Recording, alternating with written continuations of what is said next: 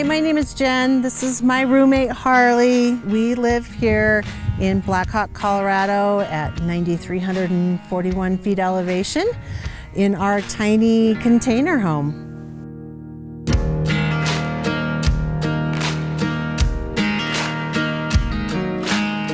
I am, am I 48 this year? I have to do the math. I always have to ask my kids how old I am because I try not to keep track.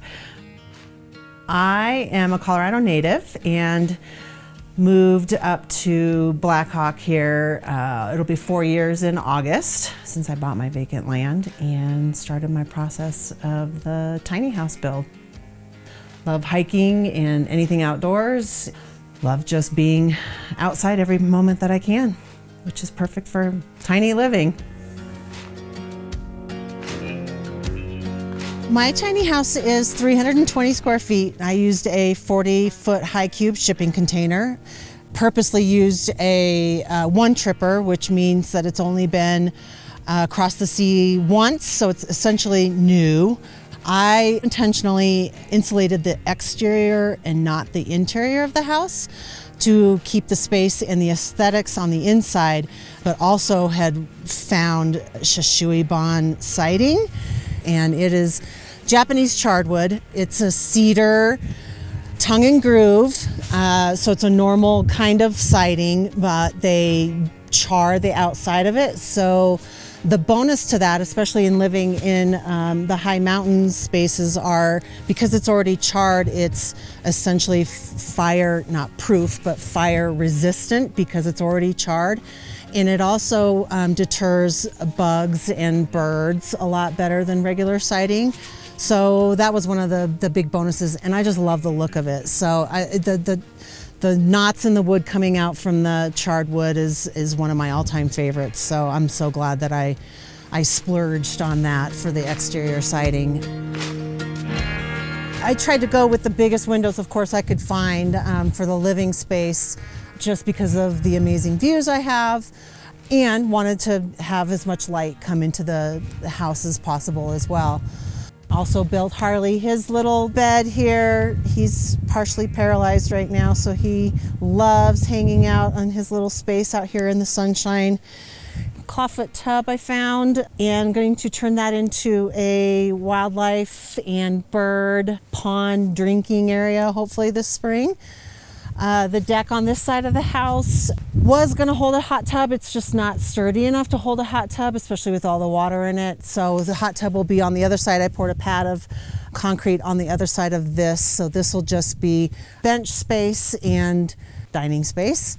And then the rooftop deck will be the same space as the house. So I'll have another 320 square feet of outdoor living space on the roof as soon as I can afford wood to be able to build that. So that'll be a ton of entertaining space on the roof, and basically the best views on the property will be from the roof. Thanks to our sponsor, Switchcraft. Welcome to the magical world of Switchcraft, a captivating mystery story game about modern day witches. Bailey is the strong female witch protagonist who wants to solve the disappearance of her best friend, Lydia. What makes Switchcraft so captivating is the binge-worthy TV writing, but unlike Netflix, you can actually choose your own adventure. Take the lead on the storyline with hundreds of choices along the way. One thing I dig about Switchcraft is it resembles a modern graphic novel with its detailed hand-painted visuals. So I've been trying to solve the mystery over the last week, and I'm not having a whole lot of luck yet. So if you have any idea who the lead suspect is in Lydia's disappearance, let us know in the comments below. Download and play Switchcraft for free. Use our link below to unlock the magical mystery and help support our channel. Thanks guys, and have fun. I moved in September up here, and shortly after that winter starts, we start getting snow. We have snow essentially from late September, early October, all the way. I've had snow the first week of June. So having an ATV with a plow on it has been crucial to living at this altitude in Colorado. Very thankful for my ATV. Harley's gonna hang out in the sun and we're gonna walk inside. I'd love to welcome you in to come see the tiny house. I built a tiny home out of a 40-foot high cube shipping container. And this is my modern mountain industrial tiny home.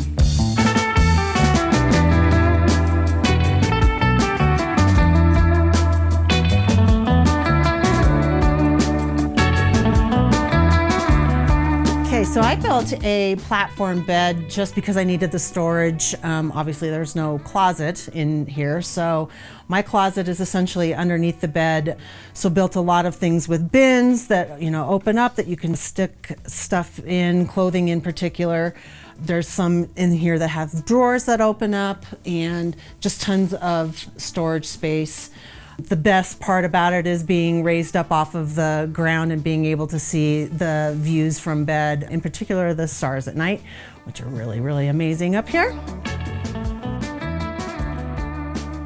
And then moving from the bedroom into the living space, I did and was able to fit a queen size pull-out couch in the space, which is great for having guests. It fits perfectly with the 8-foot walls in the container. I can work from home, so I have a table that I can pull out from behind the couch, and then also have to have a TV on the nice swivel so you can watch TV from bed or the couch or from the kitchen, depending on where you want to watch the TV. My container house is permitted. We have a certificate of occupancy I got in June of 2020. It was not too difficult. Part of my process and my research in finding property was also doing research on building departments and what they did allow and what they didn't allow. There's a lot of counties in Colorado that shy away from unique builds like this. Being a container is a big deal, and a lot of them are very afraid of that. Gilpin County was not. They were very welcoming and open to building with anything as long as you build with the wind and snow load minimums, which are really huge. Being at this elevation, it's a big deal. You've got to make the house sturdy enough to withstand the elements up here. That was their biggest obstacle, and my engineers and architects and the builder were all responsible for that, and they met and exceeded all of those minimums on this house. Being a shipping container, it's way more sturdy than a stick-built house, so I'm super confident that this house isn't going anywhere, and Gilpin County was a dream to work with. They really were accommodating and easy to get a hold of, and they're right here in town, so all I have to do is drive over and, you know, pull out plans if I had questions on stuff. The inspectors were amazing, and that was overall the best experience about the build, was working with the building department here in Gilpin. Next part of my space is the kitchen space. I started off with a convection oven because I had never had one of those before, and I figured that would be a nice space-saving opportunity. With the altitude, I've had some problems baking stuff with the convection oven. So I have now transitioned into oven and stove that it bakes a lot better than the convection oven. So looking to downsize that to a smaller microwave and then just use the stove and oven over here on this side. I did all of the kitchen myself. I put all of this together, and I went with IKEA. I have built several kitchens and done remodels with IKEA stuff, so I was very familiar with how they all work and how they get put together and all of their space-saving opportunities with, you know, trash and recycle all in one place. And then, I mean, every inch is used in cabinets as far as IKEA's space-saving stuff that they have that you can pull out and store stuff in. So that was a big bonus for me for a tiny house, was utilizing every space that I could. The handles that we did on the cabinets are all cut from container doors. So they were all sliced and then sanded down for handles here. And then the larger handle on the big one, I have a couple more of these to put on the door that they custom built for me, going from the kitchen to the bathroom as well. So Gotta just have to find a way to attach that to the metal door, but those were super unique and fun, and people usually, that's usually one of the first things that people notice is the unique handles that are on the doors. That's definitely my favorite part of the kitchen. I also went with a half rack dishwasher instead of a full size because I don't need a full size, and this takes up less space obviously, and got a whole other drawer underneath. So that was very convenient. I love the opportunities for space saving that IKEA offers too. They have this pantry unit that I can store all of my baking stuff in here and have my kitchen table.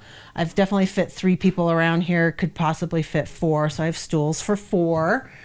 And then the pantry unit next to it, tons of space in it for, you know, canned goods and stuff like that, with cereals and canned foods in there, and my tiny fridge, which is super efficient and stores just enough for, you know, a couple people at a time, and my dual washer dryer combo that is very efficient as well, ductless. It doesn't take up a bunch of space. I don't have to have a stacking unit that is an eyesore, or double units that I can't utilize the top space for it. So everything in here is very efficient, and every inch of it is space that's filled with something because it's a tiny house.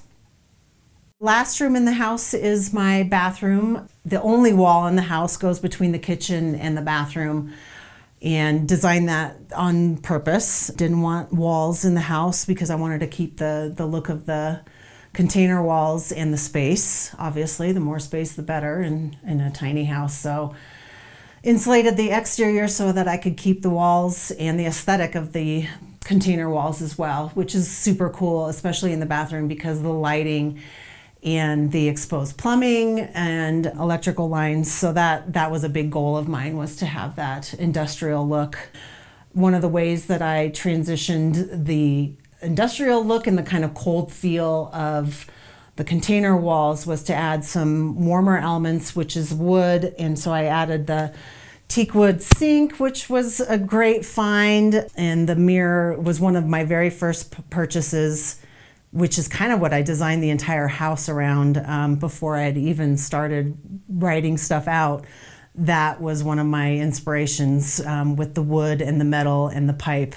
So that's a great centerpiece. Built the countertop for the sink out of concrete and broken up wine bottles. So that's super fun. It's really heavy, and you'd be surprised how heavy that small space for a countertop really is, but we had to design that really to withstand and hold that concrete. So we did pipe for that as well. I built the towel rack out of wood from the property, and also found the hook from the property. All of the land up here is old mining property, so I'm assuming the hook came from something to do with mining, and that was a great find, and figured I would find a way to use that, and built a towel rack out of that, and made sure that I added some more warmth, obviously, with the wood and the rope and stuff versus all of the cold container walls and stuff, and really wanted that element in the bathroom for sure. The shower head, I ended up going with exposed pipe on all of that too. The initial plans were to design a custom designed shower head all out of copper. It just got too complicated with cost and how much time it was going to take to actually design and build one. So ended up finding this one. I think I found that one on Wayfair. So that was another good Wayfair find. And it still had the exposed pipe and the industrial look. So I was happy with that and saved some money that way. So not having to build a custom shower head. I wanted to do double doors here. Actually, the feel of being outdoors while showering, and so both doors open all the way up. Eventually, I plan to have a outdoor shower and hot tub outside too, so that'll still kind of transition into the outdoors feel is what I was going for.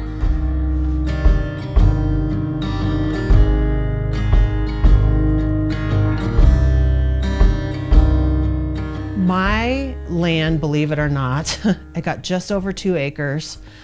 and I paid 75 grand for my property.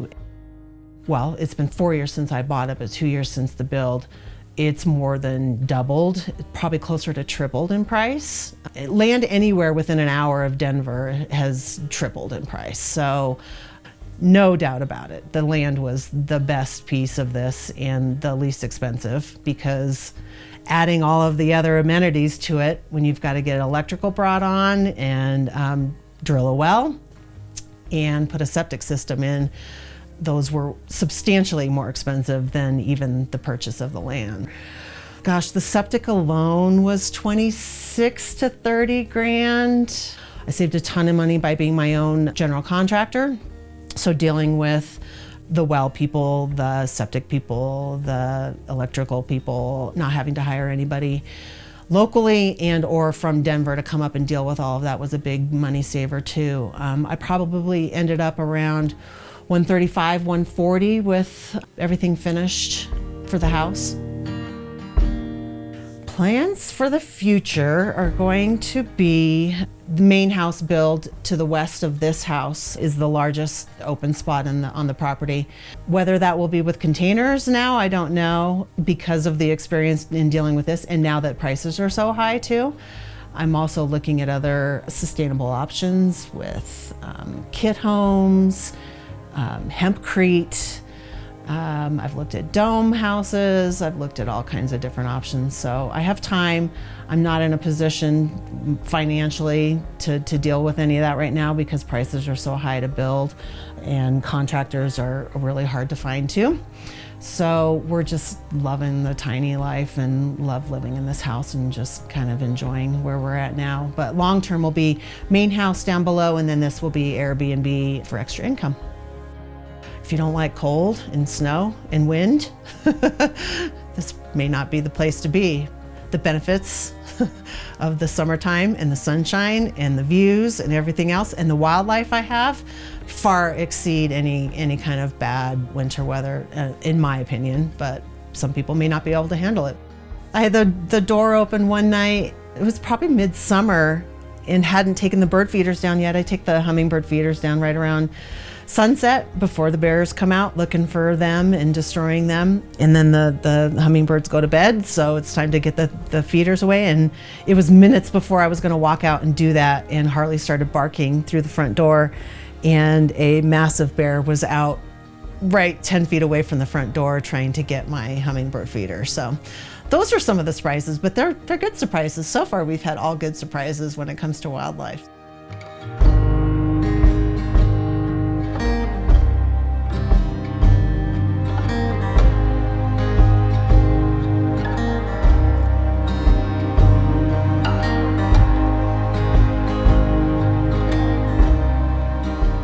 Thank you for watching our video and for stopping by Tiny House Expedition.